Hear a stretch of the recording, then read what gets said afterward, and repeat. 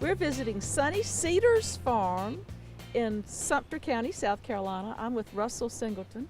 Russell, you are raising pastured pork. What exactly is pastured pork? Well, Amanda, pastured pork, as you can see behind me, are pigs raised in a pasture, out in a field, not in a hog parlor. Now, what are some of the things that are different about these heritage hogs? Well, each breed has its attributes, its characteristics. Some of them can forage better for themselves. Some have a better lipid profile for taste and flavor. Some are better mothers. So what we're doing here is crossbreeding. So we're getting a little bit of the best of both worlds. Russell, I know that you're real particular about what you feed these pigs, and some people use a lot of byproducts, but you want to use the real fresh corn, and why is that so important? Well, premium ingredients are important because we're going to eat these animals eventually, and corn is the #1 ingredient that should be in hog feed. And we notice when we're looking at commercial feed, corn gluten is a byproduct of corn oil industry. Dried distillers grains is a byproduct of the alcohol industry. So I can take my hammer mill and my feed mill and make a very high quality feed cheaper than I can buy it. And what all do you put in there? Do you give them some vitamins or things like that? Yes, we put supplement in that has minerals, vitamins, enzymes, everything, complete swine nutrition. But the one thing you don't put in that we would find in what the modern way of raising pigs is you don't use any antibiotics. No antibiotics. It's not necessary. When you raise them this way, they have, they're free range. They're not crowded together in a building. They don't need it. They're very healthy. You told me that they like a varied diet, and sometimes you'll even put some other things in with it, blend it in to give them some fiber and different things. So they're kind of like us. They get tired if all they get is cornflakes every day. Exactly. They're like people in so many ways. They like a change. We sometimes get some bread. Sometimes we get produce from grocery store, from produce markets, and that's really a treat for them. You said they like to come out here in this grassy area, but they also love to roam in the woods, and you've got some, you'll put a hot wire up and carry them out there and let them forage, and that they love acorns and things like that. Exactly, they do.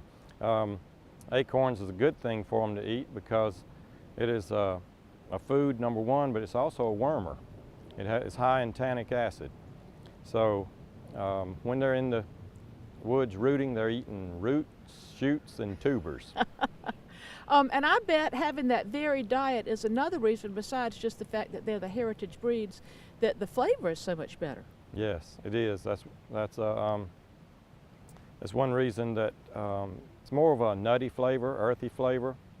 Our pork is also red because the pig moves so much. And they use those muscles. And also it's marbled. Instead of just a rim of fat around the outside, you've got veins of this wonderful healthy pork fat because of their diet running through the meat. So you don't have to marinate it and pour barbecue sauce over it to have it taste good. That's exactly right. When an animal is raised in 5 months like the industry does, the meat tissue is very dense.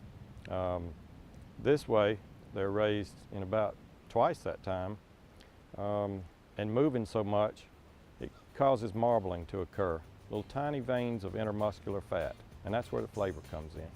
You know, we've got a nice little breeze blowing, and I want to say one thing, the way that you raise these hogs, this smells like a very nice farm and not the way people sometimes associate hog farms.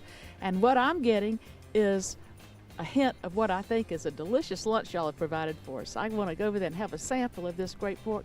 I think a lot of other people are going to want to know about it too. I know y'all go to farmers markets and places, but what's the best way to find out how to get in touch with you? Well, you can visit our website.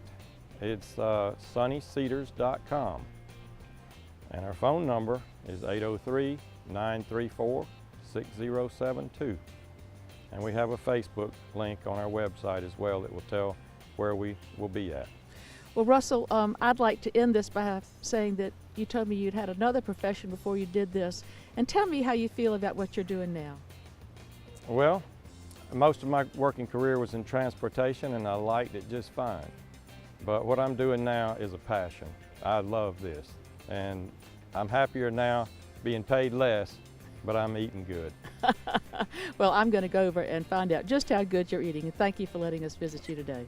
Thank you. I want to say on behalf of your listeners and your viewers that we appreciate what you all do at making it grow. Well, we appreciate that. We appreciate all of y'all out there.